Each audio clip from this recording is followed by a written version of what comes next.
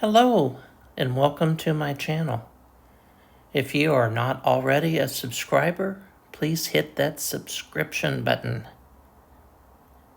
And also please like the video. Thank you. This video is about deriving the trigonometric form of the Pythagorean Theorem. And we have a right triangle ABC with acute angles alpha and beta, and sides little a, little b, and little c. So now we know the Pythagorean theorem is true for all right triangles. The sum of the squares of the legs, a squared plus b squared, equals the square of the hypotenuse, which is c squared. But have you ever wondered, is there more to the Pythagorean theorem for a right triangle? If we extend our mathematics up through trigonometry, and the answer to that is yes. So what if we divided all of the terms in the Pythagorean theorem by c squared?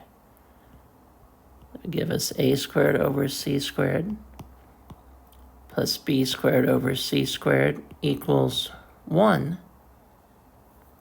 A squared over c squared is a over c quantity squared. B squared over c squared is b over c quantity squared, and that's equal to 1. Now, let's look at our trig ratios. So for example, what is the cosine of alpha? Now, the definition of cosine in a right triangle is the adjacent side divided by hypotenuse. So the side adjacent to alpha is A, hypotenuse is C, and the sine of alpha. And the definition of sine is opposite side divided by hypotenuse. The side opposite of alpha is B, and the hypotenuse is C. Let's look over here. It's like alarm bells and whistles. Do I see a over c in my equation? Yes. So we can replace that a over c with cosine alpha. And do we see a b over c? Yes. So we can replace that with sine alpha.